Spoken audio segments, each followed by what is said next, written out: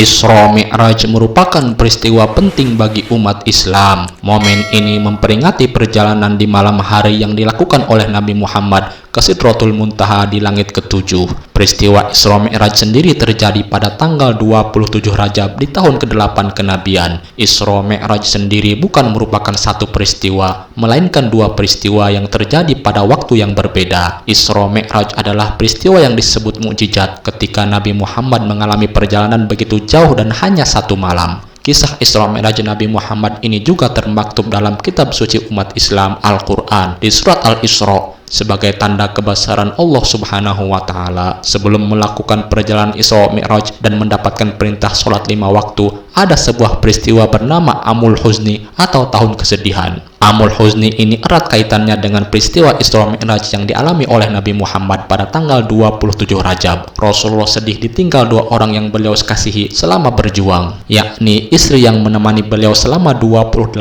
tahun, yakni Siti Khadijah yang bergelar Ummul Mukminin, dan paman yang selalu menjaga beliau, yakni Abu Thalib. Amul Huzni terjadi kira-kira jelang peristiwa Isra Mi'raj sekitar tahun 619 Masehi. Amul Huzni inilah yang menjadi salah satu penyebab atau latar belakang peristiwa Isra Mi'raj Nabi Muhammad SAW. Selain itu, diriwayatkan bahwa dialog atau perdebatan antara langit dan bumi juga merupakan musabab atau latar belakang terjadinya Isra Mi'raj Nabi Muhammad. Bahwasanya langit dan bumi memamerkan kelebihannya masing-masing. Bumi berkata, "Wahai langit, aku ini lebih baik darimu, karena di atas pundakku terdapat peradaban umat manusia, makhluk sempurna ciptaan Allah Subhanahu wa Ta'ala." Kemudian Allah menghiasiku dengan hamparan samudra yang luas, sungai yang mengalir deras tiada henti, gunung yang menjulang tinggi, pepohonan yang berseri, semuanya ada padaku. Mendengar hal tersebut, langit pun mulai memamerkan yang dimilikinya. Langit menyatakan bahwa dialah yang terbaik, karena padanya terdapat matahari. Matahari adalah sumber energi bagi kehidupan di bumi. Selain itu, gugusan bintang yang bertebaran, bulan, dan semua benda-benda luar angkasa ada pada langit. Bukan hanya itu, kursi dan arasy beserta surga juga ada padanya. Tak mau kalah, bumi kembali membalas langit. Kali ini bumi memamerkan bahwa ia memiliki tanah haram, Baitullah, di mana setiap saat tempat itu dijadikan sebagai tempat tawaf dan beribadah baik bagi para rasul, nabi, maupun umat Islam lainnya. Untuk membalas bumi, tentu saja langit memamerkan Baitul Ma'mur. Langit berkata, "Baiklah, jika kau punya Baitullah, maka aku punya Baitul Ma'mur, tempat tawaf para malaikat langit. Aku juga punya surga, tempat bersemayamnya roh para nabi, rasul, dan orang-orang soleh." Akhirnya jurus terakhir bumi pun dikeluarkan. Ia memamerkan manusia paling mulia di dunia menjalankan syariat di atasnya. Beliau adalah petinggi para nabi dan penutup para rasul, kekasih Rob semesta alam dan menjadi sebaik-baiknya manusia. Beliau adalah rahmat bagi alam semesta. Beliau adalah Nabi Muhammad SAW.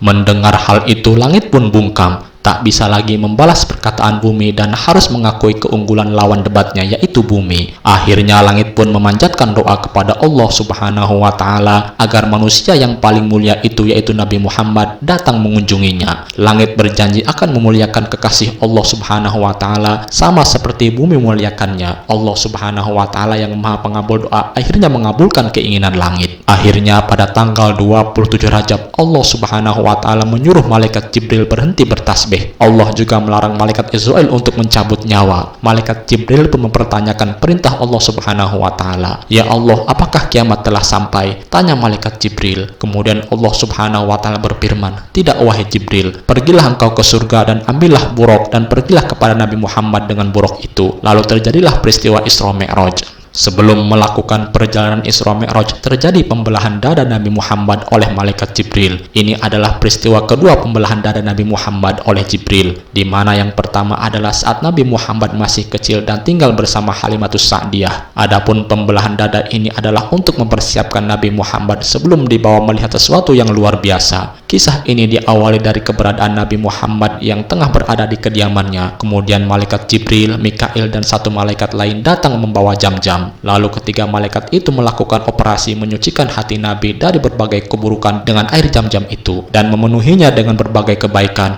mulai dari pengetahuan, keyakinan, hingga keislamannya. Isra merupakan peristiwa perjalanan yang dilakukan oleh Nabi Muhammad dari Masjidil Haram menuju Masjidil Aqsa atau Baitul Maqdis di Palestina. Pada saat itu Nabi Muhammad melakukan perjalanan mengendarai buraq. Perjalanan ini menurut mayoritas ulama adalah perjalanan fisik dan batin. Buraq yang menjadi kendaraan Nabi dalam melakukan perjalanan itu detailnya dijelaskan, mulai dari warnanya yang putih, tingginya di atas keledai dan di bawah kuda. Kecanggihan kendaraan ini yang belum ada tandingannya sampai era sekarang, berkaitan dengan cara berjalannya yang jika menginjak kaki belakangnya akan memanjang menyesuaikan, sedangkan jika menurun kaki depannya akan memanjang menyesuaikan. Dengan begitu Nabi Muhammad yang berada di atasnya tidak merasa naik turun, tetapi tetap rata. Buraq digambarkan memiliki tubuh seperti kuda putih dengan sayap dan ekor burung merak. Dikisahkan pada malam 27 Rajab, malaikat Jibril alaihissalam dan Israil mendapat perintah dari Allah Subhanahu wa Ta'ala agar bertasbih dan tidak mencabut nyawa pada malam tersebut. Kemudian Jibril pergi dan dia melihat 40.000 buraq sedang bersenang-senang di taman surga, dan di wajah masing-masing buraq terdapat nama Nabi Muhammad. Di antara 40.000 buraq itu, Jibril melihat seekor buraq yang sedang menangis bercucuran air mata. Jibril menghampiri buraq itu dan bertanya, "Mengapa engkau menangis, wahai buraq?" Buraq itu berkata, "Ya Jibril, sesungguhnya aku telah mendengar nama Muhammad sejak 40 tahun, maka pemilik nama itu telah tertanam dalam hatiku dan aku menjadi rindu kepadanya, sehingga tidak mau makan dan minum lagi. Aku laksana dibakar oleh api kerinduan kepadanya." Jibril berkata, "Aku akan menyampaikan engkau kepada orang yang engkau rindukan itu." Kemudian Jibril memakaikan pelana dan kekang kepada buraq itu dan membawanya kepada Nabi Muhammad. Dalam riwayat lain disebutkan, ketika Jibril melihat seluruh buraq, ia mendapati satu buraq duduk menyendiri menjauh dari yang lain. Buraq itu menangis dan tangisannya terbentuk sungai mutiara yang indah yang mengalir deras dari matanya, yang merupakan tangisan cinta dan kerinduan. Jibril mendekati buraq itu dan berkata, "Semua buraq lain bersalawat memuji Nabi SAW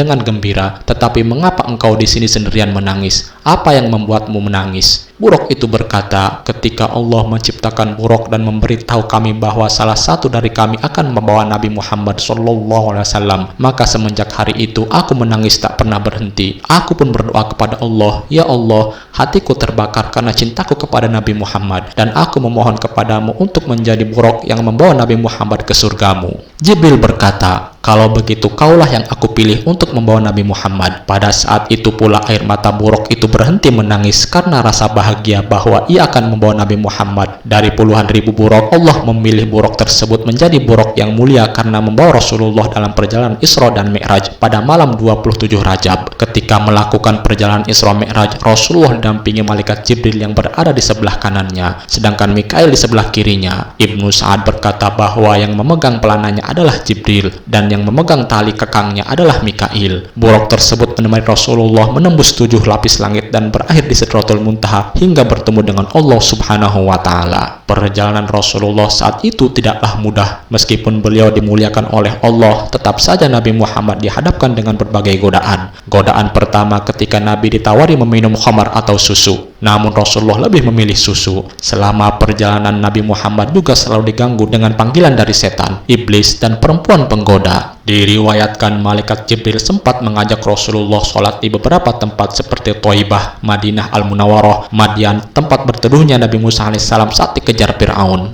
Turisna, tempat Nabi Musa menerima wahyu Allah, dan Bethlehem atau Bait Al-Lahm, tempat lahirnya Nabi Isa. Setelah sholat, Rasulullah melanjutkan perjalanan menuju Baitul Maqdis. Setiba di sana, Rasulullah disambut oleh Nabi Ibrahim, Nabi Musa, Nabi Isa, dan para nabi lainnya. Allah Subhanahu wa Ta'ala telah mempersiapkan mereka agar bertemu dengan Rasulullah. Setelah itu, mereka sholat berjamaah dengan Rasulullah sebagai imam. Sementara Mi'raj merupakan peristiwa perjalanan Nabi Muhammad dari bumi menuju langit ketujuh dan dilanjutkan ke Sidratul Muntaha bertemu dengan Allah Subhanahu wa Ta'ala untuk menerima perintah mendirikan sholat secara langsung. Perintah ini diberikan untuk Nabi Muhammad dan umatnya. Dalam kisah Isra Mi'raj ini, Rasulullah bertemu dengan beberapa nabi terdahulu pada setiap langit yang dilewatinya. Pada langit pertama, Rasulullah bertemu dengan nabi pertama, yaitu Nabi Adam alaihissalam. Setelah sampai di langit kedua, Rasulullah kemudian bertemu dengan dua nabi, yakni Nabi Isa alaihissalam dan Nabi Yahya alaihissalam. Perjalanan Rasulullah berlanjut ke langit ketiga dan bertemu dengan Nabi Yusuf alaihissalam. Setelah bertemu dengan Nabi Yusuf alaihissalam, Nabi Muhammad kembali melanjutkan perjalanannya ke langit keempat dan bertemu dengan Nabi Idris. Di langit kelima, Rasulullah bertemu dengan Nabi Harun. Jika sebelumnya pertemuan Nabi Muhammad dengan para nabi terdahulu dipenuhi kebahagiaan, hal berbeda justru terlihat saat ia bertemu dengan Nabi Musa alaihissalam. Kesedihan Nabi Musa saat bertemu dengan Rasulullah terjadi pada langit ke-6. Nabi Musa menangis saat Nabi Muhammad hendak melanjutkan perjalanannya ke langit ke-7. Nabi Musa dikisahkan menangis karena melihat sosok Nabi Muhammad yang jauh lebih muda namun memiliki jumlah umat yang lebih banyak masuk surga dibandingkan dengan umatnya. Nabi Musa menyesal karena tidak bisa memaksimalkan usianya yang jauh lebih panjang untuk bisa berdakwah pada umatnya agar bisa patuh seutuhnya kepada Allah Subhanahu wa Ta'ala. Awalnya Rasulullah diperintahkan untuk menjalankan 50 kali sholat, namun karena takut umatnya tak bisa menjalankan sholat sebanyak 50 waktu dalam sehari semalam, Rasulullah meminta keringanan hingga hanya perlu menjalankan perintah sholat 5 waktu dalam sehari semalam. Dikisahkan saat turun dari langit ke-7, beliau berjumpa Nabi Musa dan meminta Nabi Muhammad untuk meminta keringanan kepada Allah Subhanahu wa Ta'ala. Alasan Nabi Musa, umat Nabi Muhammad akan kesulitan dalam menjalankannya. Lantas Nabi Muhammad pun minta diantar kembali menuju Allah Subhanahu wa Ta'ala. Malaikat Jibril pun mengantar beliau kembali dan Nabi Muhammad mengutarakan keinginannya. Lalu Allah Subhanahu wa Ta'ala memberikan keringanan lagi kepada umat Nabi Muhammad. Keringanan itu berupa sholat tidak lagi 50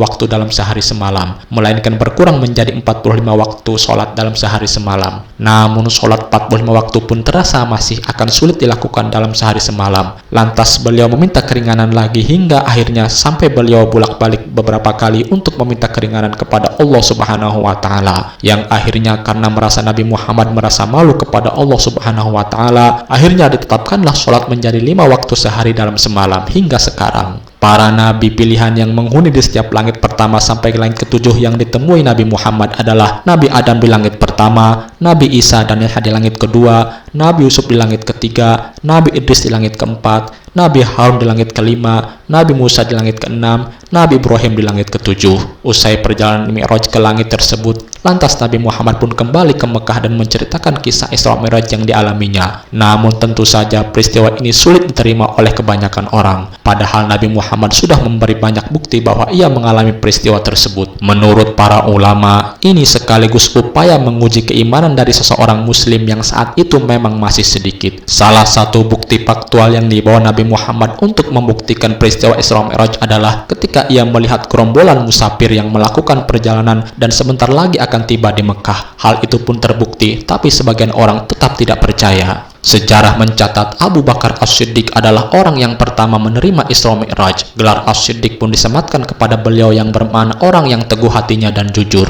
Dalam peristiwa Isra Mi'raj, Nabi Muhammad diperlihatkan oleh Allah tentang berbagai macam siksa yang diterima seorang karena melakukan perbuatan yang dilarang. Jibril juga mengajak Nabi Muhammad untuk melihat-lihat surga. Di situ Nabi Muhammad melihat seseorang perempuan dengan bibir yang begitu merah merekah. Setelah ditanya, perempuan itu mengatakan bahwa dirinya adalah miliknya Zaid bin Haris. Nabi juga diajak ke Baitul Ma'mur, Ka'bahnya penduduk langit. Di langit ke-7 di sini sebanyak 70.000 penduduk langit beribadah setiap saatnya. Setelah selesai mereka pergi dan tidak lagi ke situ. Di samping itu Nabi juga melihat Arsy atau singgasana Allah dan Sidratul Muntaha yang sangat indah dan tidak terlukiskan dengan kata-kata. Beberapa peristiwa lain yang dialami oleh Nabi Muhammad dalam peristiwa Isra Mi'raj adalah melihat jin Ifrit yang mengikuti Nabi dengan membawa obor. Nabi kemudian melintasi sekelompok yang bercocok tanam, lantas langsung memanen hasilnya. Ini adalah gambaran umat yang berjihad fisabilillah. Lalu kemudian Nabi mencium aroma harum masyitoh yang memegang teguh keyakinannya kepada Allah meski ia dan anak-anaknya dihukum dengan dimasukkan ke dalam penggorengan oleh Fir'aun.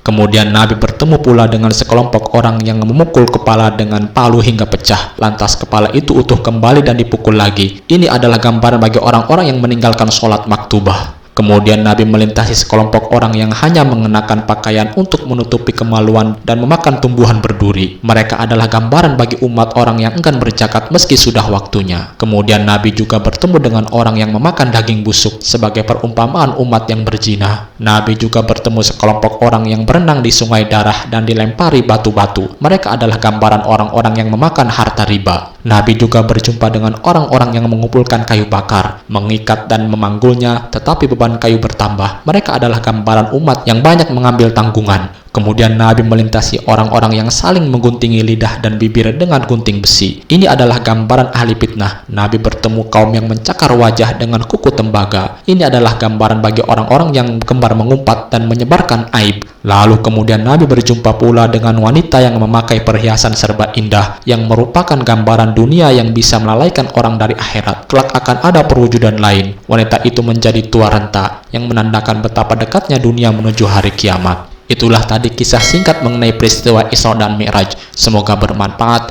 Assalamualaikum warahmatullahi wabarakatuh.